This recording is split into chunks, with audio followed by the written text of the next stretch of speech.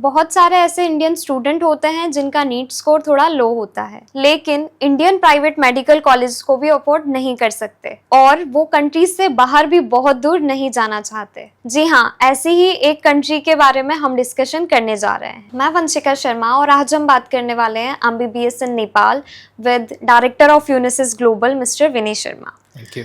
तो सर, सबसे पहले ये बताइए कि MBBS इन नेपाल 2026 में कितना सेफ ऑप्शन है? थैंक यू वंशिका, आपका ये क्वेश्चन बहुत इम्पॉर्टेंट है क्योंकि जिस तरीके की जियोपॉलिटिकल सिचुएशंस हैं और जिस तरह से लास्ट ईयर कुछ नेपाल में घटनाएं घटी, इन सबको देखकर डेफिनेटली पेरेंट्स चिंतित हैं और मैं यहाँ पर कुछ चीज़ें इम्पॉर्टेंट बताना चाहता हूँ। सबसे पहली चीज़ जो है कि वहाँ पर ऑलरेडी इलेक्शंस हो चुके हैं। न्यू गवर्नमेंट, बहुत ही स्टेबल गवर्नमेंट जो कि पिछले 30 सालों में नहीं थी, ऐसी गवर्नमेंट वहाँ आ चुकी है और इस सब का प्रभाव ये पड़ा है कि वहाँ पर पॉलिटिकल स्टेबिलिटी भी आई है और वहाँ पर काफ़ी सेफ्टी का भी एहसास वहाँ पर पढ़ने वाले स्टूडेंट्स को हो रहा है। वैसे तो नेपाल हमेशा से ही एक सेफ ऑप्शन था, लेकिन अब ये और बेहतर होने जा रहा है, तो इसलिए सेफ्टी कोई कंसर्न नहीं है। आप देखिए, अभी 3-4 महीने पहले भी हम लोगों ने जब वीडियोस बनाए थे, हमने बहुत सारे स्टूडेंट्स से इंटरव्यू किया था जो उस समय पर नेपाल में थे और उन्होंने और उनके पेरेंट्स ने बिल्कुल क्लियरली बोला कि ये बहुत ही सेफ कंट्री साउंड करता है। हर किसी की प्रायोरिटी लिस्ट में नेपाल टॉप ऑप्शन पे है, ऐसा क्यों? देखिए, इसके बहुत इंपॉर्टेंट रीजंस हैं। आप जानते हैं कि इंडिया में गवर्नमेंट और प्राइवेट मेडिकल कॉलेजेस की सीट्स मिलाकर लगभग 1,15,000 सीट्स हैं। इसके बाद करीब 10 लाख से लेकर 11 लाख स्टूडेंट जो क्वालिफाई होते हैं, वो चाहते हैं कि उनको एग्जैक्टली वैसा ही सिस्टम, वैसा ही सिलेबस मिले जैसा कि इंडिया में है और इस वजह से सभी स्टूडेंट्स के लिए ये टॉप चॉइस रहती है क्योंकि नेपाल एक ऐसा कंट्री है जो ना सिर्फ सिलेबस, मेडिकल एजुकेशन, लैंग्वेज की वजह से, बल्कि वहाँ का रहन सहन, कल्चर बिल्कुल इंडिया के जैसा ही है। तो आप ऐसा समझ सकते हैं कि भले ही वो दो अलग अलग कंट्रीज हैं, लेकिन आप जो फैसिलिटीज़ आपको इंडिया में मिलती है, जिस तरह का कल्चर मिलता है, वही सेम चीज़ आपको नेपाल में भी मिलती है। और सबसे इम्पॉर्टेंट बात, वहाँ का मेडिकल एजुकेशन पूरी तरीके से इंडिया के मेडिकल एजुकेशन के साथ मैच करता है। Syllabus, course contents, teaching methodology, ये सभी कुछ इंडिया से मैच करती है। तो इंडियंस के लिए वहाँ पर पढ़ना और इंडिया में आके प्रैक्टिस करना ये बहुत आसान हो जाता है और इसीलिए इंडियन स्टूडेंट्स अगर वो थोड़ा सा हायर फीस अफोर्ड कर सकते हैं तो उनके लिए नेपाल इंडिया के बाद टॉप चॉइस होती है। क्या नेपाल उन कंट्रीज में से है जो NMC गैजेट 2021 के सारे कंडीशंस एंड रूल्स फॉलो करती है? ये आपने बहुत इंपॉर्टेंट क्वेश्चन पूछा है वंशिका, और मैं सभी स्टूडेंट्स से भी ये बात करना चाहता हूँ। कोई भी स्टूडेंट जो अब्रॉड स्टडी करना चाहता है, स्पेशली मेडिकल एजुकेशन के लिए, उनको एक चीज़ मालूम होनी चाहिए कि एक गज़ेट या एक लॉ गवर्नमेंट ने बनाया है जिसको NMC गज़ेट 2021 कहते हैं। इसके अनुसार 18 नवंबर के बाद कोई भी स्टूडेंट अगर अब्रॉड स्टडी करने जाता है तो फिर उसको इन सभी रूल्स को फॉलो करना होता है।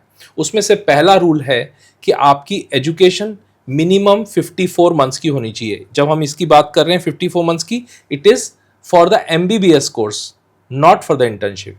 उसके साथ आपको 1 साल की इंटर्नशिप उसी कॉलेज के अंदर करनी होगी जिस कंट्री से आप पढ़ाई कर रहे हैं। तीसरी चीज़ बहुत इंपॉर्टेंट है, टोटल एजुकेशन आपकी इंग्लिश मीडियम में होनी चाहिए और जिस कंट्री से आप पढ़कर आ रहे हैं उस कंट्री में जैसा लाइसेंस यानी कि प्रैक्टिसिंग लाइसेंस वहां के लोकल डॉक्टर्स को दिया जाता है, ठीक वही लाइसेंस आपको भी लेकर आना होगा। इस लॉ को बहुत ही कम कंट्रीज फुलफिल कर पाते हैं। आपको जानकर खुशी होगी कि नेपाल एक ऐसा कंट्री है जो ना सिर्फ प्रैक्टिसिंग लाइसेंस देता है, बल्कि यहाँ पर काफ़ी सारे स्टूडेंट्स ऑलरेडी प्रैक्टिसिंग लाइसेंस लेकर आ चुके हैं और इंडिया में प्रैक्टिस भी कर रहे हैं। और इस साल भी काफ़ी सारे स्टूडेंट्स को ऑलरेडी प्रैक्टिसिंग लाइसेंस मिल चुका है। ये एक सबसे इंपॉर्टेंट फैक्टर है जो नेपाल को बिल्कुल अलग बनाता है। और क्योंकि कोर्स ड्यूरेशन, इंटर्नशिप बिल्कुल इंडिया की तरह है, 4.5 इयर्स का कोर्स है MBBS का, 1 साल की इंटर्नशिप है जितनी इंडिया में होती है। तो अगर बात करें कोर्स ड्यूरेशन की, तो नेपाल एक ऐसा कंट्री है जहां पे सबसे कम कोर्स ड्यूरेशन इंडिया की तरह ही रहता है। बाकी सभी कंट्रीज में आपको 6 महीने से लेकर 1 साल या 2 साल तक भी ज्यादा देना पड़ता है, और यही वजह है कि Nepal is becoming a preferred destination for all the MBBS student जो बाहर जाके पढ़ना चाहते हैं। क्या नेपाल में कोर्स इंग्लिश मीडियम में होता है या फिर नेपाली लैंग्वेज सीखना जरूरी होता है? देखिए, जैसे मैंने पहले भी आपको बताया कि वहां पर टोटल कोर्स आपका इंग्लिश मीडियम में होता है, तो medium of instruction is English. लेकिन जैसा आप इंडिया में भी देखते हैं कि अगर हम किसी स्टेट में जाकर पढ़ाई कर रहे हैं, से फॉर एग्जांपल आप महाराष्ट्र में पढ़ रहे हो या कर्नाटका में पढ़ रहे हो, तो आपको वहाँ की लोकल लैंग्वेज आनी चाहिए। तो उसी तरीके से अगर आप नेपाल में भी जाते हैं तो आपको सबर्बन एरियाज में या रूरल एरियाज में थोड़ा सा वहाँ के लोगों को नेपाली लैंग्वेज आती है, और इस वजह से आपको बेसिक नॉलेज ऑफ नेपालीज भी आनी चाहिए। लेकिन नेपाली लैंग्वेज बहुत ईजी है समझने के लिए। आप समझ सकते हैं कि ये लैंग्वेज लगभग इंडिया की कुमाऊं गढ़वाल की भाषा कुमाऊनी से, या हिमाचल की भाषा से, या जितनी भी पहाड़ी भाषाएं सिक्किम की भाषा से, और ये बहुत मैच करती है तो इंडियन डायलेक्ट। और सबसे इंपॉर्टेंट बात कि ये देवनागरी लिपि यूज करते हैं लिखने में। इवन वहाँ की आप गाड़ियां देखोगे, उनकी नंबर प्लेट्स भी देवनागरी की लिपि में लिखी रहती है, जबकि इंडिया में इंग्लिश में लिखी रहती है। वहाँ के जो बोर्ड्स होंगे वो सब हिंदी में लिखे रहते हैं। तो पढ़ना वहाँ पर बहुत आसान है, मतलब लैंग्वेज कोई चैलेंज है ही नहीं। लगभग वहाँ के सभी लोग इंग्लिश और हिंदी भी जानते हैं, लेकिन एक लोकल लैंग्वेज पे थोड़ी सी अंडरस्टैंडिंग आना आपके लिए एक एडेड एडवांटेज डेफिनेटली हो जाएगा। लेकिन आपको इसके लिए कोई एग्जाम पास नहीं करना है, तो आपकी टोटल एजुकेशन इंग्लिश मीडियम में ही होने वाली है। नेपाल में काफी सारे कॉलेजेस हैं, स्टूडेंट्स कंफ्यूज हो जाते हैं कि कौन से कॉलेज सेलेक्ट करें, तो क्या तरीका होना चाहिए और क्या बेस्ट ऑप्शन होना चाहिए, वो कैसे चूज करें कॉलेजेस? बहुत ही अच्छा क्वेश्चन है। देखिए, नेपाल में कॉलेज सिलेक्शन करने से पहले हमें नेपाल के कॉलेज सिस्टम्स को समझना होगा। नेपाल में 3 तरह के कॉलेजेस हैं, या हम कहेंगे 3 अलग अलग तरह की यूनिवर्सिटीज़ हैं। पहली यूनिवर्सिटी है त्रिभुवन यूनिवर्सिटी, जो कि वहाँ की सबसे पुरानी यूनिवर्सिटी है। उसके बाद काठमांडू यूनिवर्सिटी, जिसको केयू कहा जाता है।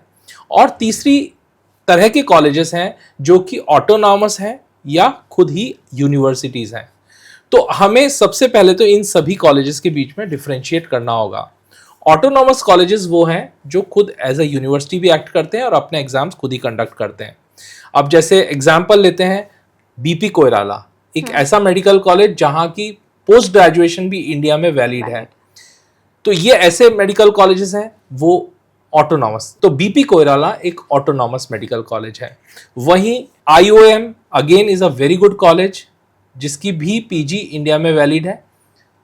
ये कॉलेज त्रिभुवन यूनिवर्सिटी से अफिलिएटेड है। तो आपको सबसे पहले तो ये चूज करना होगा कि आपको किस तरह के मेडिकल कॉलेज में जाना है। नेपाल में अगर आप Kathmandu university based medical colleges में जाते हैं तो उनकी फीस स्लाइटली हायर साइड में होती है, और त्रिभुवन यूनिवर्सिटी के मेडिकल कॉलेजेस की फीस थोड़ी सी लोअर होती है। Autonomous colleges generally government medical colleges होते हैं, और गवर्नमेंट मेडिकल कॉलेजेस में अगर आप पढ़ाई करना चाहते हैं तो आपके लिए नेपाल एक बहुत ही अच्छी चॉइस हो सकती है। अब आपको समझना होगा, अगर कोई स्टूडेंट ये चाहता है कि मुझे इंडिया के गवर्नमेंट कॉलेज में एडमिशन नहीं मिल पाया, तो मैं पढ़ना गवर्नमेंट कॉलेज में ही चाहता हूं, तो आप नेपाल के ऑटोनॉमस कॉलेजेस और गवर्नमेंट कॉलेजेस को पिक कर सकते हैं।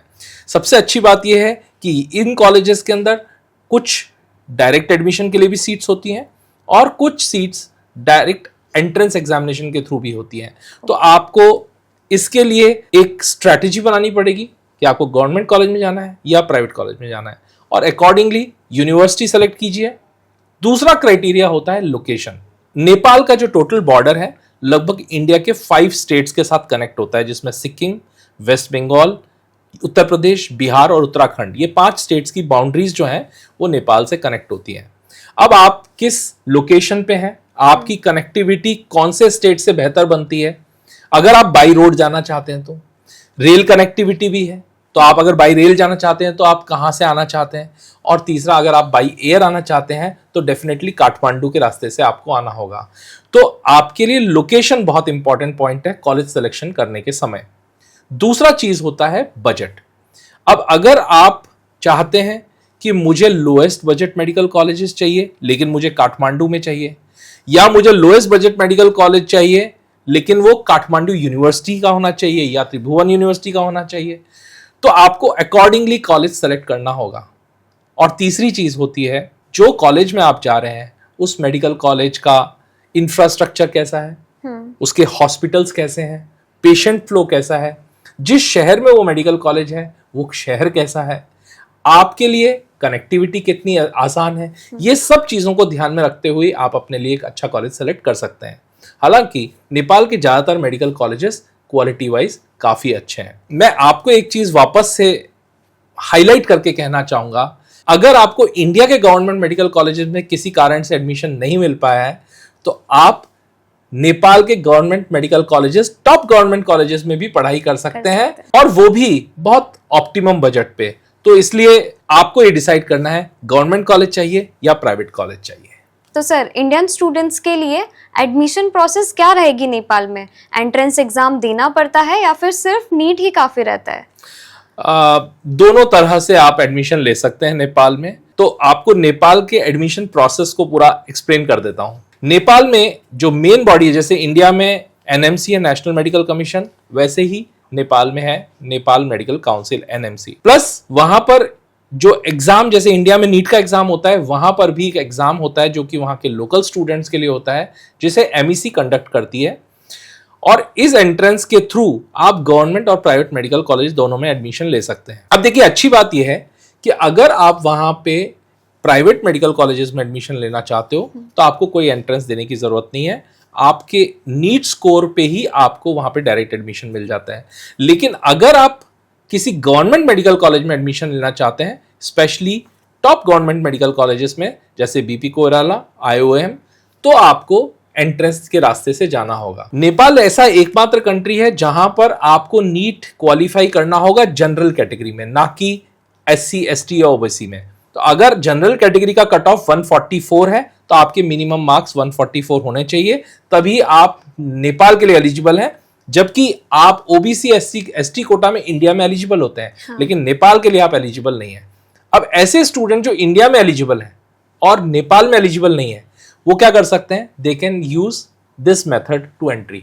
ओके, आप एंट्रेंस एग्जाम दे सकते हैं और एंट्रेंस एग्जाम क्वालिफाई करके आप नेपाल के किसी भी गवर्नमेंट कॉलेज या प्राइवेट कॉलेज में एडमिशन ले सकते हैं। तो उन स्टूडेंट्स के लिए भी ऑप्शन खुला हुआ है, लेकिन उनको एंट्रेंस के थ्रू जाना पड़ेगा। अब एक चीज और समझनी पड़ेगी कि आपको कौन सा रास्ता चुनना चाहिए, एंट्रेंस के थ्रू या विदाउट एंट्रेंस। तो जैसा मैंने बोला, एंट्रेंस के थ्रू आप गवर्नमेंट कॉलेज और प्राइवेट कॉलेज दोनों में एडमिशन ले सकते हो, लेकिन डायरेक्ट एडमिशन में आपके पास first preference private medical college होते हैं, और अगर गवर्नमेंट मेडिकल कॉलेजेस की सीट खाली रह गई तो आप उनमें भी एडमिशन ले सकते हो। लेकिन प्रॉब्लम यह है कि अगर आप एंट्रेंस क्लियर नहीं कर पाए, जो एमईसी का एग्जाम है, अगर आपने वो क्वालिफाई नहीं किया, तो ना तो फिर आप प्राइवेट मेडिकल कॉलेज में एडमिशन ले पाओगे, ना ही गवर्नमेंट में। इसलिए स्टूडेंट्स के लिए ज्यादा सूटेबल ये रहता है कि वो नीट स्कोर के बेस पे एडमिशन ले। ये ज्यादा आसान भी है और बड़ा सीधा रास्ता भी है, और इसमें आपको फायदा ये मिलता है कि आप सही जो आपका प्रेफर्ड कॉलेज है उसको चूज कर सकते हैं और उसमें डायरेक्ट एडमिशन ले सकते हैं। इसके लिए आपको कोई एक्स्ट्रा डोनेशन, कैपिटेशन फीस नहीं देनी होती है, लेकिन फीस डेफिनेटली 5-5, क्योंकि यहाँ पर सीट्स कम है, इसलिए फीस डेफिनेटली समय समय पर बढ़ती जाती है। इसका आपको ध्यान रखना होता है। नेपाल में इंडियन स्टूडेंट्स के लिए क्या कट ऑफ रहता है, एंड गवर्नमेंट और प्राइवेट कॉलेजेस में नेपाल के लिए क्या डिफरेंसेस है? नेपाल में गवर्नमेंट और प्राइवेट मेडिकल कॉलेजेस के क्या डिफरेंस है मैंने आपको भी समझाया, लेकिन अब आपको मैं कट ऑफ के बारे में थोड़ा सा जानकारी देना चाहता हूं। देखिए, इंडिया में जिस स्टूडेंट के नंबर्स क्वालिफाइंग मार्क्स से लेकर 230 या 240 तक आते हैं, ये जो स्टूडेंट्स होते हैं इंडिया में, इनके लिए ना तो यूपी में सीट्स अवेलेबल होती है, ना ही बिहार में अवेलेबल होती है, जो कि लोएस्ट बजट में आती है। ऐसे स्टूडेंट्स जब इंडिया में दूसरे ऑप्शंस देखते हैं तो वो सभी 1 करोड़, 1 करोड़ 5 लाख या इससे ऊपर कॉस्ट करते हैं, जो कि हर स्टूडेंट के लिए अफोर्डेबल नहीं होता। तो ऐसे स्टूडेंट जिनका नीट स्कोर क्वालिफाइंग मार्क्स से लेकर 250 तक है, इन स्टूडेंट्स को आराम से 55 लाख रुपीज से लेकर 65 लाख रुपीज के बजट में बहुत सारे मेडिकल कॉलेजेस मिल जाएंगे। और इस कॉस्ट में ट्यूशन फीस इंक्लूडेड है, फूड इंक्लूडेड है और हॉस्टल इंक्लूडेड है। सभी कॉलेजेस के अंदर उनके खुद के हॉस्टल्स हैं, उनकी खुद की मेस है जिसमें आपको प्योर इंडियन फूड यानी वेजिटेरियन और नॉन वेजिटेरियन जैसा आपका प्रिफर्ड चॉइस है वैसा आपको फूड मिल जाएगा। तो आपको कैंपस के अंदर ही रहते हुए खाने की कोई प्रॉब्लम नहीं है, रहने की कोई प्रॉब्लम नहीं है, ट्यूशन फीस इंक्लूडेड है। ऑल इंक्लूसिव आप 55 लाख से लेकर 65 लाख रुपए के बजट में आराम से नेपाल से एमबीबीएस कर सकते हैं। सर ऐसा बोला जाता है कि नेपाल और इंडिया में ज़्यादा कुछ फर्क नहीं है, तो थोड़ा सा नेपाल के बारे में कुछ बताइए कि नेपाल कैसा है। नेपाल एक बहुत ही खूबसूरत कंट्री है जिसमें 70% से ज़्यादा जगह हिमालयाज हैं। तो आपको जहाँ भी जाएंगे खूबसूरत जंगल, हिमालय की पहाड़ियाँ देखने को मिलेगी। यहाँ के लोग बहुत ही सिंपल हैं जैसा कि पहाड़ी इलाकों में होते हैं और इनका खान पान भी लगभग इंडिया के जैसा है। आपको सबसे ज़्यादा जानकर, क्योंकि जब मैं भी नेपाल कंटिन्यूसली जाता हूँ फॉर ट्रेनिंग पर्पस या बार बार स्टूडेंट्स के लिए, तो कुछ चीज़ें मुझे बड़ा अट्रैक्ट करती हैं। यहाँ पर ज़्यादातर फीमेल्स कुछ ना कुछ काम करती हैं, तो जॉब करती हैं, बिजनेस करती है। वुमेन एम्पावरमेंट का एक एग्जाम्पल है नेपाल। यहाँ पर हर एक फीमेल आपको काम करती हुई, कुछ ना कुछ जॉब बिजनेस करती हुई मिलेगी। उसके अलावा नेपाल में आपको खाने की कोई प्रॉब्लम नहीं आएगी। जो खाना आप इंडिया में खाते हैं, in fact they eat very healthy. वहां पर उनके खाना, अगर आप उनके भोजन को देखोगे तो उनके भोजन में एक ग्रीन वेजिटेबल जिसको वो शाक कहते हैं, एक वेजिटेबल जो ड्राई वेजिटेबल जिसमें आप गोभी या कोई भी दूसरी सब्जी खाते हैं वो सब आपको मिलेगी। दाल आपको वहां हमेशा मिलेगी, दही मिलेगा, चावल रोटी मिलेगी। तो ये कॉम्बिनेशन है and they eat very healthy. मैं इसलिए कह रहा हूं they eat less of gravies, less of spices. तो वहां के लोग मेहनत बहुत करते हैं और इसीलिए वो लोग काफी हेल्दी खाते हैं। तो आपको काफी हेल्दी लेकिन इंडियन टेस्ट का खाना मिल जाता है। ट्रेडिशंस की बात की जाए तो उनके जितने भी कस्टम्स हैं, ट्रेडिशंस हैं, फेस्टिवल्स हैं, बिल्कुल सेम है। इनफैक्ट वो हमारे से ज्यादा उत्साह से मनाते हैं। हमारे यहाँ हम न्यू ईयर मनाते हैं 31 दिसंबर को या 1 जनवरी को। वहां पर जो नव संवत्सर का न्यू ईयर होता है उसी को अहमियत दी जाती है। वहां पर हिंदू कैलेंडर को फॉलो किया जाता है, यानी जिस तरह से हम जनवरी फरवरी बोलते हैं, वहाँ के लोगों को जनवरी फरवरी का पता नहीं है। वो लोग जैसे हम सावन चैत जो अलग अलग मास होते हैं हमारे यहाँ उसको फॉलो करते हैं, तिथियां फॉलो करते हैं। तो आपको हिंदू कैलेंडर का और हिंदू संस्कृति का एक बहुत ही जीता जागता एग्जाम्पल वहां देखने को मिलेगा। नवरात्रि में वहां 10 दिन तक की छुट्टियां होती हैं। ठीक है, तो आप मतलब in true sense you will find a Hindu vibrant culture over there. और इसीलिए वहां के लोग सिंपल हैं। 3 से 4 करोड़ की टोटल पॉपुलेशन है, करीब 1 से 1.5 करोड़ लोग दुनिया के अलग अलग हिस्सों में रहते हैं। तो आपको बहुत सारे लोग विदेशों में रहते हुए मिलेंगे, which is very safe for females also. तो आपको बहुत कम ऐसे क्राइम्स सुनने को मिलेंगे नेपाल के अंदर, है ना। तो ये बहुत इंपॉर्टेंट चीज़ है। तो आपको ना पासपोर्ट की ज़रूरत है, ना आपको वीज़ा लेना है। जब मन किया आपने फ़्लाइट ली और आप नेपाल में लैंड कर गए। तो ये बहुत सारे फ़ायदे हैं और Nepal I think it's a very beautiful country. एक और important cheese, it is the birth place of Buddha. Lumbini नाम की जगह है जहाँ पर बुद्ध का जन्म स्थान माना जाता है।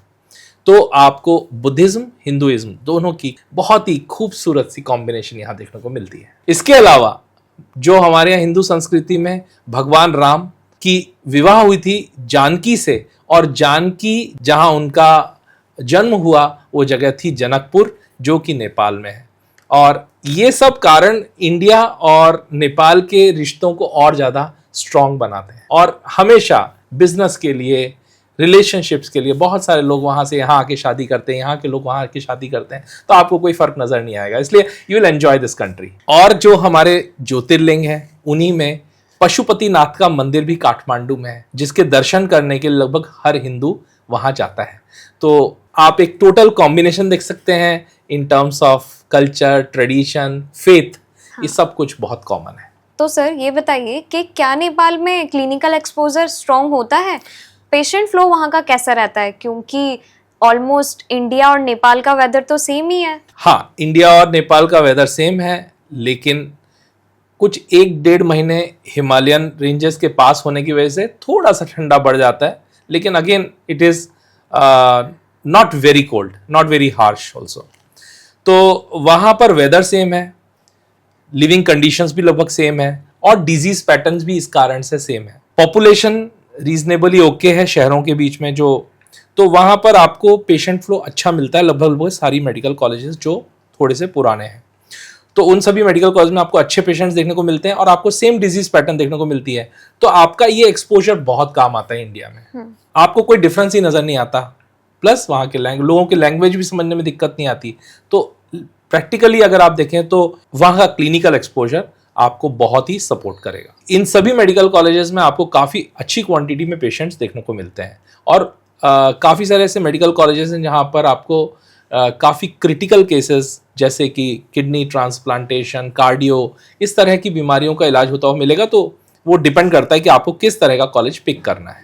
इंडिया के कंपैरिजन में अगर अपन नेपाल की बात करें तो लिविंग कॉस्ट में कितना डिफरेंस है? हॉस्टल वर्सेस प्राइवेट अकोमोडेशन का क्या सीन है? दोनों ही बहुत इंपॉर्टेंट क्वेश्चन है स्टूडेंट्स और पेरेंट्स के नजरिए से। एक तो इंपॉर्टेंट बात यह है कि यहाँ पर सभी मेडिकल कॉलेजेस में खुद के हॉस्टल्स होते हैं और आपको 5 साल यानी कि 5.5 years जब तक आपका कोर्स कंप्लीट नहीं होता इंक्लूडिंग इंटर्नशिप, आपको उस कॉलेज के हॉस्टल में ही रहना होता है। तो बाहर आपको प्राइवेट हॉस्टल्स लेना नहीं है और इसकी कॉस्ट ऑलरेडी कॉलेज के बजट में इंक्लूडेड होती है। दूसरी चीज है लिविंग कॉस्ट। इंडिया और नेपाल की करेंसी फिक्स की हुई है। इंडिया का 1 रुपया नेपाल का 1.6 रुपीज आता है। तो इंडिया के 500 के नोट, 100 के नोट भी नेपाल में चलते हैं। तो आप आराम से करेंसी भी चाहे तो आप नेपाल या इंडियन करेंसी में भी वहां पर कुछ परचेज कर सकते हैं और कॉस्ट ऑफ लिविंग लगभग इंडिया की तरह ही है। तो जो चीज़ आपको यहाँ पर 1 रुपये में मिलती है वहाँ 1 रुपये 60 पैसे में मिलती है, बस इतना सा फर्क है।